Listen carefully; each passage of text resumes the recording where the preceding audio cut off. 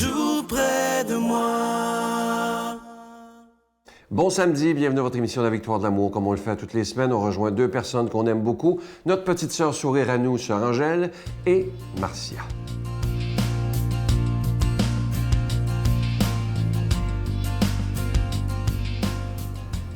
Sœur Angèle, bonjour! Bonjour! Bonjour tout le monde! Bonjour tout le monde! On est au plein cœur de l'été et aujourd'hui, c'est la journée mondiale de la malbouffe. Mais là, on veut pas vous étriver avec ça, on veut pas vous dire mangez bien, tout ça. On veut juste réfléchir au fait que plus on s'éloigne de la malbouffe, plus on se rapproche de la nature et de ce qui est naturel. Et quoi de plus naturel que les petits fruits et c'est les plein confitures? de temps. On est plein de temps. Avec les bleuets, ça commence, les fraises, on est bien en...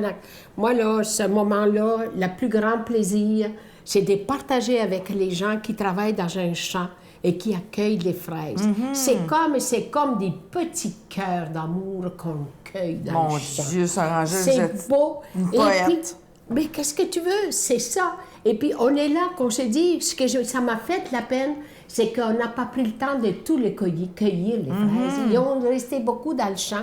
Moi, j'ai fait des confitures, puis c'est pour faire plaisir. Et le monsieur m'a dit, écoutez, vous m'avez converti rien qu'en mangeant les confitures. C'est vrai? Ah, ben, Vous avez j'ai dit, converti un homme, oui, Sœur oui, Angèle, oui. et- Ben oui, mais qu'est-ce que tu veux? Il dit, ils sont tellement bonnes que j'ai pas arrêté de les manger. Mais c'est que la malbouffe, là, je vais vous dire, quand on s'embarque là-dedans, on la bat pas.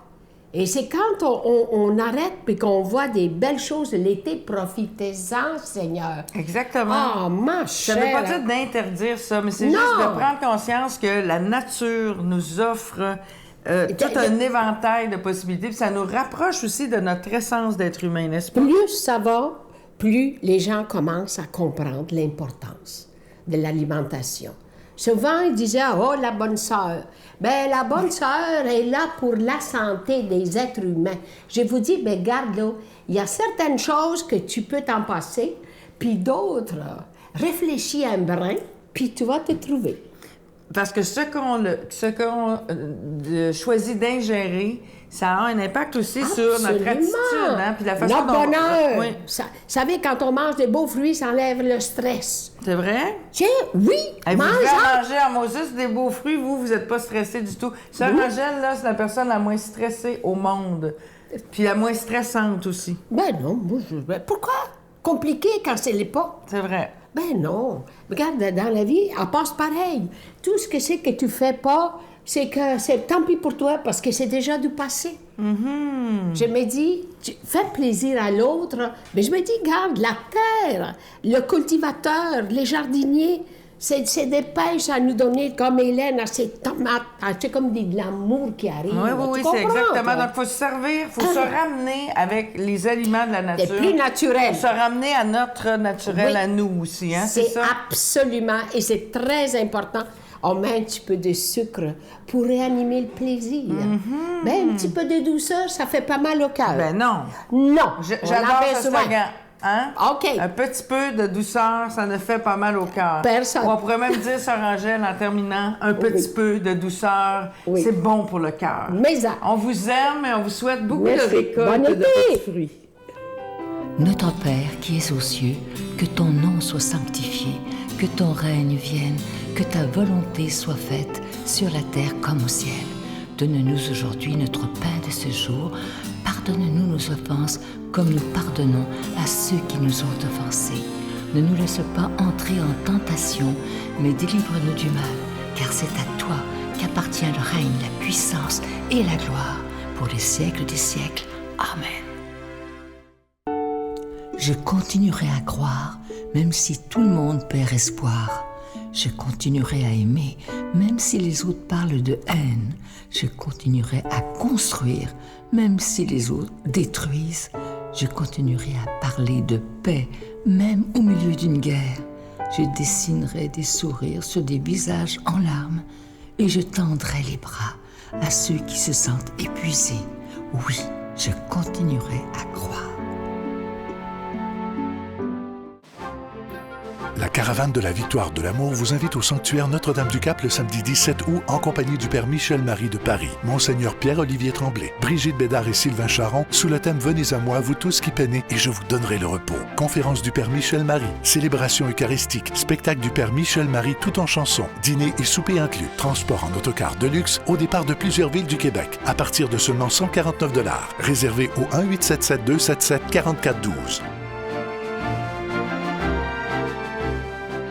Je prends quelques instants pour solliciter votre aide pour le ministère de la Victoire de l'amour. Vous savez que je vous en parle depuis déjà quelques semaines. Pour le mois de juillet, il n'y a pas de cadeau du mois. C'est un énorme risque parce que vous savez qu'il y a des gens, lorsqu'il n'y a pas de cadeau, qui disent « ben moi, je ne donnerai pas, je vais passer mon tour ».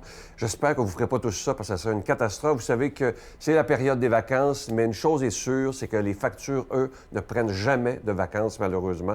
Alors, moi, ce que je me permets de vous demander, c'est un don tout à fait spécial pour l'été 2019. Et je remets cette situation à Marie, qui est Notre-Dame de la Providence, afin qu'elle prenne soin de l'œuvre de la Victoire de l'amour, comme elle le fait depuis plus de 24 ans déjà. Je lui demande de vous inspirer le montant à donner pour la Victoire de l'amour. Et je vous rappelle, pour ceux peut-être qui écoutent pour la première fois, qui se disent « comment ça fait qu'il parle d'argent d'une émission religieuse? » C'est qu'on doit payer pour être à la télévision, que ce soit pour la production, la diffusion.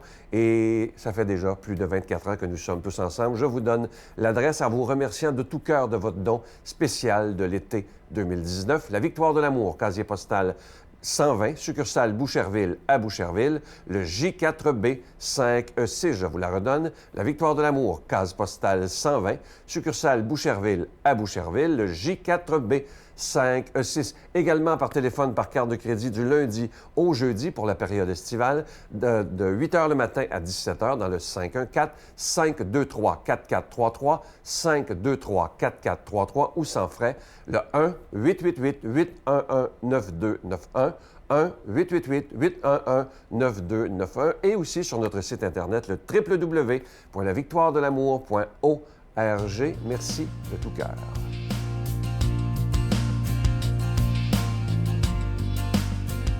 Mon Dieu, donnez-moi la sérénité d'accepter les choses que je ne peux changer, le courage de changer les choses que je peux et la sagesse d'en connaître la différence. Amen. Aujourd'hui, la parole de Dieu est proclamée par quelqu'un qu'on apprécie beaucoup, notre amie Brigitte.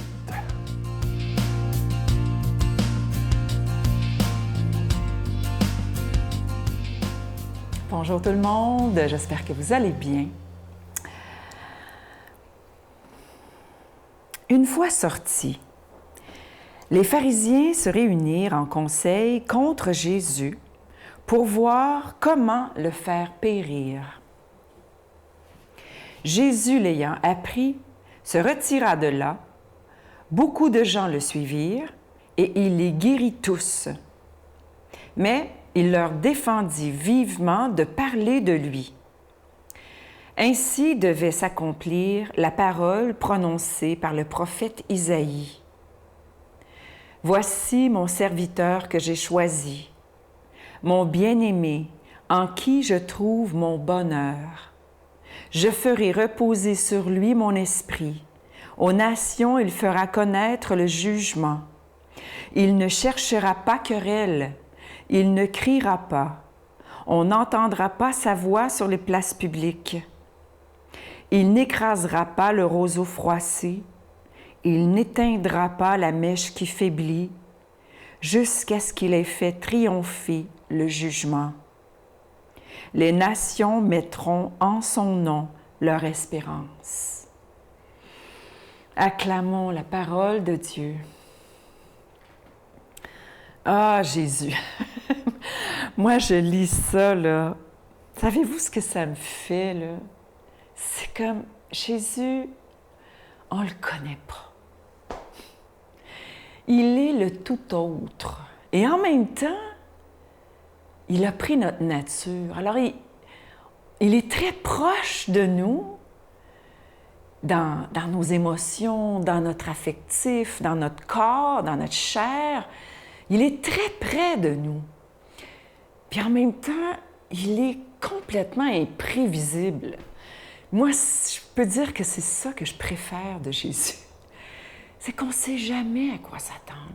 on pense qu'il va penser telle affaire. Quand tu lis, là, puis que tu apprends à le connaître là, bien comme il faut, là, tu te dis, mais voyons donc, mais non, il ne réagit pas comme moi je réagirais. Les pharisiens veulent le faire périr. Il le sait, il l'apprend, on ne sait pas comment, mais il l'apprend, OK? Puis qu'est-ce qu'il fait? Bien, il décide qu'il s'en va. Mais il s'en va pas parce que c'est un lâche, là, parce qu'il va faire face à la mort quand ça va être l'heure. C'est juste que là, c'est pas le temps. C'est pas son heure. Parce que là, il y a d'autres choses à faire en attendant. Il y a un témoignage à livrer avant de partir. Ça serait trop tôt. Alors Jésus, il s'en va. Puis qu'est-ce qu'il fait? Il guérit. Beaucoup de gens le suivirent et il les guérit tous. Alors, il ne perd pas son temps à dire à tout le monde « Oh, les pharisiens, vous savez, c'est des têtus, c'est des orgueilleux, c'est des hypocrites, c'est des lâches, c'est des menteurs, c'est des meurtriers. » Il pourrait leur clouer le bec aux pharisiens. Bon, il le fait souvent, mais là, c'est pas ça qu'il fait. Non, il dit rien. Il dit rien. Il s'en va. Il pourrait très bien montrer à tout le monde comment que c'est des imposteurs. Mais non, pas pour l'instant. Là, ce qu'il veut faire, là, pour lui, ce qui est important, c'est de sauver les gens. C'est de guérir. C'est de sauver l'humanité.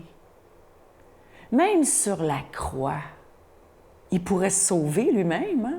Il se le fait dire, d'ailleurs, par moquerie. « Sauve-toi toi-même. Tu as sauvé plein de monde. Sauve-toi toi-même si t'es Dieu. » Mais non, Dieu, c'est pas comme ça qu'il pense. En tout cas, pas Jésus. Peut-être si vous croyez à d'autres sortes de dieux, ils pensent comme nous, on penserait. Non, Jésus, il s'impose pas. Il ne claironne pas. Il montre pas qu'il a raison. En tout cas, il ne le dit pas. Il n'est pas là à plat pour nous dire comment il a raison. Il agit.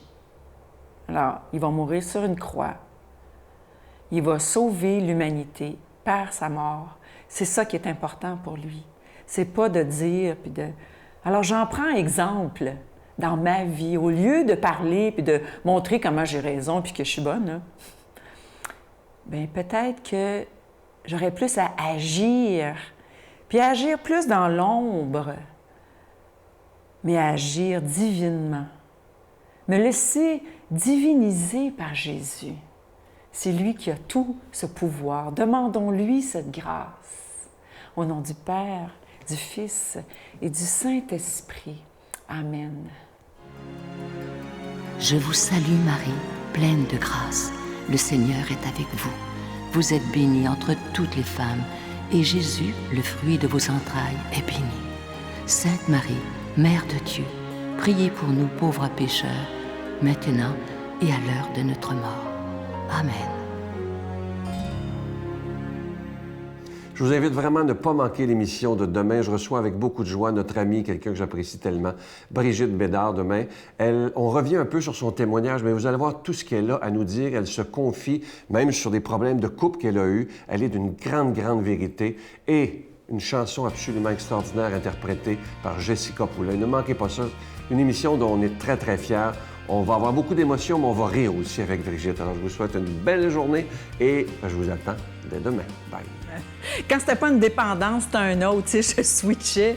Mais c'est parce que c'est jusqu'au jour où j'ai mis Dieu dans ma vie, où Dieu est arrivé dans ma vie. J'ai pas l'impression d'avoir mis Dieu dans ma vie. J'ai l'impression que Dieu est arrivé dans ma vie comme un coup de tonnerre. Puis c'est ça qui fait que j'ai plus eu besoin d'aller chercher, d'aller combler ce vide existentiel.